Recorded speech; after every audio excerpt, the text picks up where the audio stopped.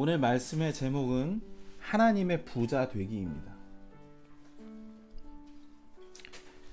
사회가 불안정하고 경제가 어려울수록 사람들의 관심은 돈에 쏠리게 돼 있습니다.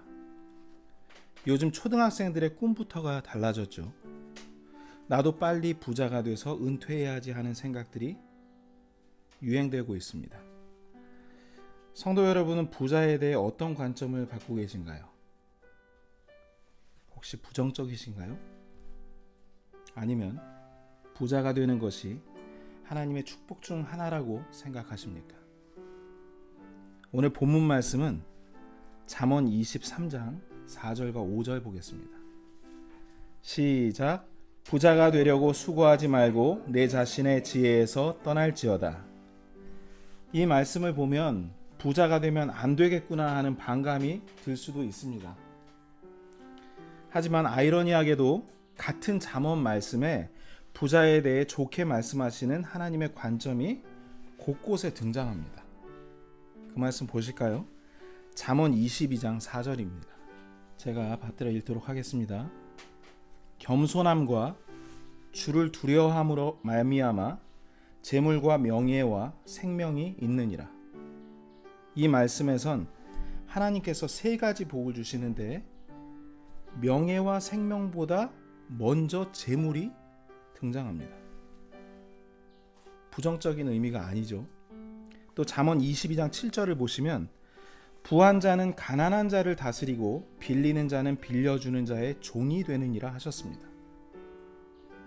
잠언 19장 4절과 7절 말씀도 보겠습니다. 재물은 많은 친구를 만드나 가난한 자는 자기 이웃으로부터 격리되느니라. 가난한 자는 그의 모든 형제들도 미워하거늘 하물며 그의 친구들이야 얼마나 그를 더 멀리하겠느냐. 그가 많은 일로 그들을 따라갈지라도 그들은 그에게서 떠나가느니라. 여러분 좀 헷갈리시죠? 그럼 이게 어떻게 된 일일까요? 하나님께서 부자가 되라는 겁니까, 우리에게? 아니면 부자가 되지 말라는 겁니까? 오늘 이 문제의 답은 본문 말씀에 담겨 있습니다. 잠언 23장 4절 말씀 보겠습니다. 부자가 되려고 수고하지 말고 내 자신의 지혜에서 떠날지어다. 말씀 그대로입니다. 너희는 부자가 되려고 애쓰지 말아라. 너희 방법으로. 이겁니다. 그렇게 너희가 너희 방법과 수고와 노력으로 부자가 되려고 한들 하나님께서 인정하시는 부자가 될 수 없다는 말입니다. 이런 말씀을 들으면 반문하실 분들이 아주 많으실 거예요. 열심히 노력해서 부자가 되는 게 뭐가 나쁘냐고. 그렇게 된 사람도 많고 주변에 좋은 아이디어로 사업에 성공한 사람도 많은데요? 이렇게 하실 겁니다. 그런데 그들이 돈은 많이 있겠지만 진정한 부자 마인드를 가지고 있을지는 의문입니다. 성경적 부자 마인드요. 부자 마인드가 뭘까요? 마음이 부자인 것을 의미합니다. 자, 그럼 성경에 나타난 부자의 특징을 살펴보겠습니다. 잠언 10장 22절이거든요. 읽겠습니다. 주의 복, 그것은 사람을 부하게 하나니 그분께서는 그것에 슬픔을 더하지 아니하시느니라 하셨습니다. 하나님의 부자는 마음에 기쁨이 있는 부자라는 뜻이죠. 슬픔이 더해지지 않는 부자란, 다시 말해서 일단 걱정과 근심이 없고 크고 작은 분쟁에 휘말릴 것도 없는 매우 도덕적인 부자를 말합니다. 하나님께서 허락하신 부자는 정말 넓고 관대한 마음으로 약자와 가난한 자에게 풍부하게 베풀 줄 아는 사람입니다. 혹자는 나도 그런 수백억 부자가 된다면 가난한 사람들한테 베풀지 못할 것이 없지, 나도 할 수 있지, 왜 못해? 이런 말을 하겠지만 하나님의 부자들은 부자가 되기 훨씬 이전부터 베푸는 일을 지나칠 정도로 한 사람들이었다는 겁니다. 무엇보다 하나님의 부자들은 부자가 되기 위해 일부러 작정하고 사업에 뛰어든 사람들이 아니었어요. 본문 말씀처럼 부자가 되려고 수고하지 않았으니까요. 나머지 본문 뒤를 읽어보겠습니다. 내 자신의 지혜에서 떠날지니라. 그렇습니다. 하나님께서는 부자가 되기 위한 조건으로 두 가지를 먼저 금지하셨어요. 첫째는 부자가 되려고 수고하지 말 것. 둘째는 내 자신의 지혜에서 떠날 것. 이것을 강조하셨습니다. 어떠신가요? 세상의 부자 되는 방법과 180도 반대죠. 이런 부자들이 정말 있을까요? 있습니다. 있지만 보이지 않는 곳에서 남들 돕느라 바빠서 드러나지 않을 뿐입니다. 왜 굳이 숨어서 좋은 일들을 할까요? 그들은 하나님께서 주신 지혜를 사용하여 남을 돕도록 돈을 번 청지기일 뿐이기 때문입니다. 심부름꾼이기 때문입니다. 드러날 필요가 없었던 거죠. 그들의 재능도 주님께서 주신 것이요, 받은 재물과 기업도 주님 것임을 깨달은 자들이기 때문에 유명해질 필요가 없었던 겁니다. 세상 사람들은 부자가 되기 위해 자기 지혜와 지식들을 총동원해서 부자가 되려 하고, 필요하다면 자신보다 더 뛰어난 사람들을 스카우트해서 팀을 만들고 기업을 일구기도 합니다. 거기서 만들어진 아이디어를 활용해서 그들의 꿈인 백만장자, 더 나아가서 억만장자를 향해 달려가고 있습니다. 그들의 삶이 어떨까요? 매일매일이 전쟁입니다. 곳곳마다 권모술수로 인한 보이지 않는 함정들이 숨어 있습니다. 위험이 도사리고 있어서 맘 편히 잠을 이룰 수가 없습니다. 부자가 되기 위해 당연한 대가를 치른다고 그들은 생각하겠지만, 목표에 도달한 그들은 깊은 허무감에 빠지게 됩니다. 왜냐? 재물을 가진 만큼 더 많은 적들과 더 심각한 근심거리들이 진을 치고 그들을 두르고 있기 때문입니다. 재벌들의 몰락에는 돈을 둘러싼 가족들 간의 불화와 측근들의 배신들이 어김없이 등장하죠. 이런 것들만 보더라도 우리가 그들의 삶이 어떤지 짐작해 볼 수 있는 대목입니다. 결국 돈이 많은 만큼 그 돈을 지키기 위한 그들의 수심도 깊어지는 겁니다. 왜 성경에 부자 청년이 등장하잖아요. 그는 진심으로 예수님을 따르기 원했습니다. 그렇지만 자신의 소유를 팔아 가난한 사람들에게 주라고 예수님께서 말씀하셨을 때, 이 부자 청년은 많은 소유를 가졌으므로 근심하여 떠나간 장면을 여러분도 다 아실 겁니다. 또 낙타가 바늘귀를 지나가는 것이 부자가 하나님의 왕국에 들어가는 것보다 쉽다고 말씀하신 이유도 이와 관련이 있습니다. 혹시 주변에 자수성가한 사람들 있습니까? 자신의 지혜로 스스로 부자가 됐다라고 생각하는 사람들의 특징은 눈빛에 있습니다. 일단 대부분의 유명한 부자들의 눈빛을 보면 얼굴은 인자한 듯 웃고 있지만 눈은 매섭습니다. 날카롭죠. 뭐랄까, 말 붙이기 힘든 카리스마가 감추려 해도 눈빛에서 뿜어나온다고나 할까요? 느끼셨나요? 그런 사람 보신 적 없으신가요? 잠언 21장 4절 말씀에 보면 거만한 눈빛과 교만한 마음과 사악한 자의 쟁기질은 죄니라 하셨습니다. 쪼개볼까요? 여러분, 부자를 막론하고 거만한 눈빛은 하나님 앞에 죄입니다. 이 거만한 눈빛을 통해 교만한 마음이 드러나는데 이 또한 악한 죄입니다. 또 사악한 자의 쟁기질은 죄라고 말씀하셨죠. 여기서 사악한 자란 자기 재물을 늘리려고 가난한 자를 학대하고 온갖 수단과 방법을 가리지 않는 사람을 말합니다. 이런 자가 농사를 지으려고 쟁기로 논밭을 갈아엎듯이 자기 사업을 일구기 위해 하는 모든 불법적인 행위를 죄라고 하신 겁니다. 이 모두가 불행한 부자들의 헛수고일 뿐입니다. 결국 그들의 재물은 거듭나지 못하도록 그들의 혼을 삼킬 뿐 아니라 가난한 자들의 것을 빼앗고 조급하게 모은 재물은 오래 지속되지 못하기 때문입니다. 결국 그들이 반드시 망할 것이라고 성경은 말씀하고 있습니다. 하나님의 입장에서 이런 사람들은 진정한 부자가 아니에요. 자, 그렇다면 어떻게 하나님께서 원하시는 부자가 될 수 있는지 궁금하지 않습니까? 자신의 지혜를 의지하지 않고 하나님의 지혜인 성경 말씀에 순종하는 사람만이 하나님께서 기뻐하시는 부자가 될 수 있습니다. 그 말씀은 잠언 22장 4절에 있습니다. 오늘 놀라운 비밀을 공개하는 거예요. 하나님의 부자 되는 방법입니다. 시작.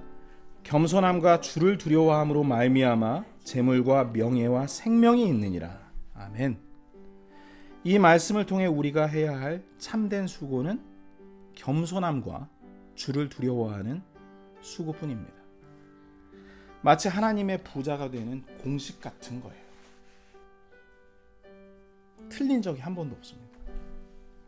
내가 처한 모든 상황 속에서 오직 주님 말씀을 인생의 지표로 삼고 말씀대로 살려고 애쓰는 사람이 겸손한 자이고 주님을 두려워하는 사람입니다. 주님께서는 이런 자에게 재물뿐 아니라 명예와 장수의 축복까지 허락하셨습니다. 물론 이런 하나님의 부자들은 눈빛도 틀리겠죠. 잠언 22장 9절에 나와 있습니다. 관대한 눈을 가진 자는 복을 받으리니 이는 그가 자기 빵을 가난한 자에게 주기 때문이니라. 누가복음 6장 36절 38절을 보시면 그러므로 너희 아버지께서 긍휼을 베푸시는 것 같이 너희도 긍휼을 베풀라 하셨습니다. 또 38절 주라 그리하면 너희에게 줄 것이니 곧 후히 되어 누르고 함께 흔들고 넘치게 하여 사람들이 너희 품에 안겨주리라 하셨습니다. 제가 좋아하는 말씀이에요. 얼마나 우리 품에 복을 넘치게 주시는지 제가 이런 생각이 들더라고요. 어렸을 때 시장에 가면 뻥튀기 아저씨가 있잖아요. 뻥 하고 기계가 터집니다. 쌀을 튀기기도 하고 옥수수를 튀기는데 그 강냉이 받으려고 아저씨 주위에 모여 섭니다. 근데 그 아저씨가 아주 사람 좋은 얼굴로 뻥튀기를 자루 안에 넣어주셨던 기억이 나요. 꽉꽉 눌러넣고 한쪽으로 쏠리지 말라고 골고루 넓게 잡으라고 자루를 흔들어 주시거든요. 그러면 또 공간이 생깁니다. 거기에 넘치도록 부어주셨던 기억이 납니다. 하나님께서 우리 품에 부어주시는 복도 이와 같아요. 넘치게 해주십니다. 여러분, 이러니 어떻게 우리가 부자가 안 될 수 있겠습니까? 세상은 돈을 쓰지 않고 어떻게 해서든지 아껴야 부자가 된다고 말합니다. 맞죠? 하지만 성경은 남에게 베풀면 베풀수록 부자가 되는 놀라운 원리를 우리에게 지금 가르쳐주고 있습니다. 세상과 180도 다른 부자가 되는 하나님의 지혜입니다. 성경은 하나님의 대표적인 부자로 솔로몬을 보여주셨습니다. 그래서 오늘 본문도 잠언에 있습니다.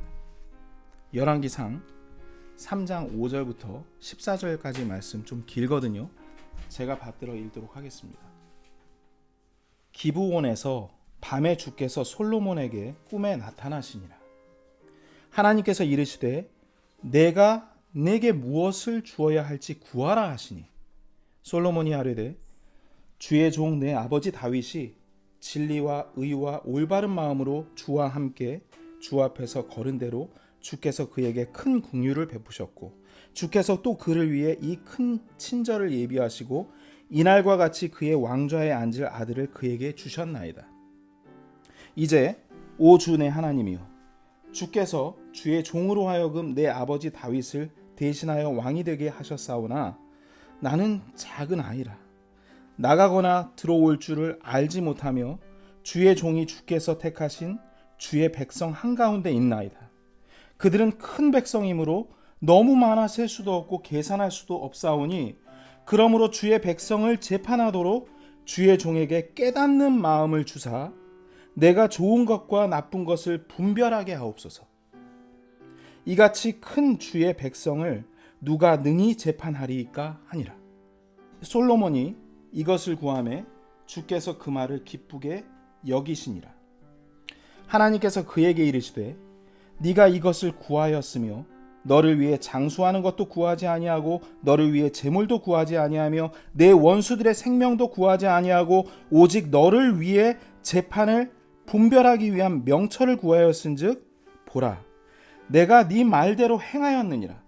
보라 내가 네게 지혜롭고 깨닫는 마음을 주었은즉 너 이전에도 너와 같은 자가 없었거니와 너 이후에도 너와 같은 자가 일어나지 아니하리라. 또 네가 구하지 아니한 것 즉 재물과 명예도 내가 너에게 주었은즉 네 평생토록 왕들 가운데서 너와 같은 자가 없으리라. 또 네가 만일 네 아버지 다윗이 걸은 것 같이 내 길로 걸으며 내 법규와 내 명령을 지키면 내가 네 날들을 길게 하리라 하시니라. 좀 길었는데 여러분 이해가 되시나요?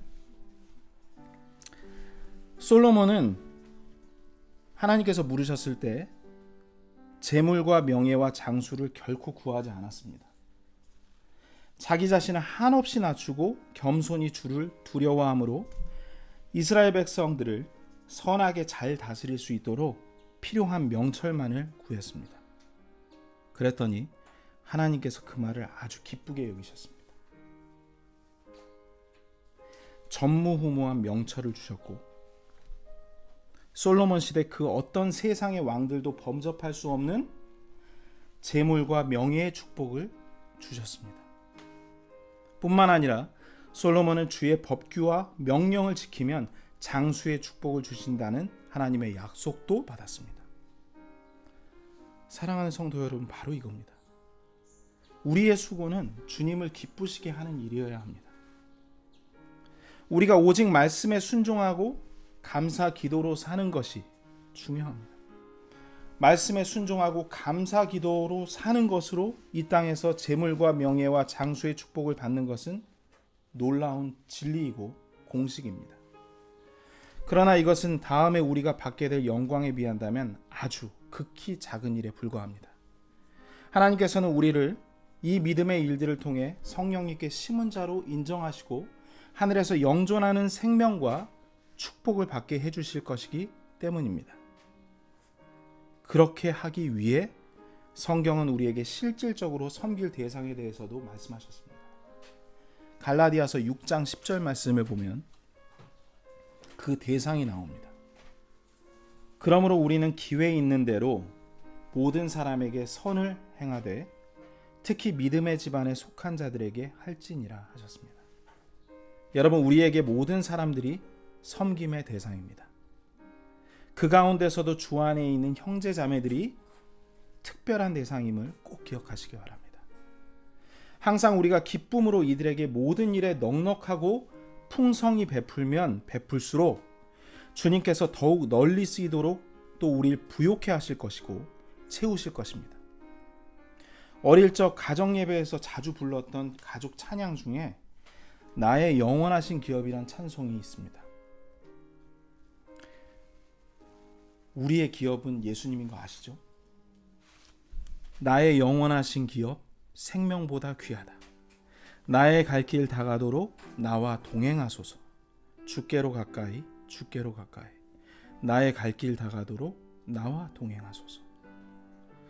세상은 대기업에 투자해서 자기의 몫을 받으려고 주식에 투자하죠. 그렇게 평생을 모은 돈으로 주식을 사서 남은 인생을 위해 부자를 꿈꿉니다. 그러나 그들의 인생도 사라질 것이고 때가 되면 기업도 없어질 것입니다. 우리 그리스도인들의 삶은 달라야 하지 않겠습니까? 나의 영원하신 기업에서 그 기업은 포션이라고 얘기합니다. 내 몫이에요. 시편 16편 5절 말씀에 있습니다. 주께서는 나의 상속유업과 나의 잔의 몫이오니 주께서 나의 몫을 지키시나이다. 시편 73편 26절에는 내 육체와 내 마음이 쇠약하오나 하나님은 내 마음의 힘이시오 영원토록 내 몫이니이다 하셨습니다. 아멘. 여러분, 주님께 집중하십시오. 그리고 또 주님께서 보내신 불우한 사람들에게 있는 힘을 다해 베푸시기 바랍니다. 이게 주님의 뜻입니다. 주님께서 우리를 부욕해 하시고 나의 몫을 영원토록 지키실 것입니다. 우리의 수고가 결코 헛되지 않도록 우리의 보물을 영원한 하늘의 보고에 쌓아두는 명철을 오늘 받으시기 바랍니다. 마태복음 6장 19절 20절 말씀 마지막으로 보시겠습니다. 시작. 너희 자신을 위해 보물을 땅에 쌓아두지 말라. 거기서는 좀과 녹이 부패시키며 거기서는 도둑들이 뚫고 훔치느니라. 오직 너희 자신을 위해 보물을 하늘에 쌓아두라. 거기서는 좀과 녹이 부패시키지 아니하며 거기서는 도둑들이 뚫지도 훔치지도 못하느니라. 아멘.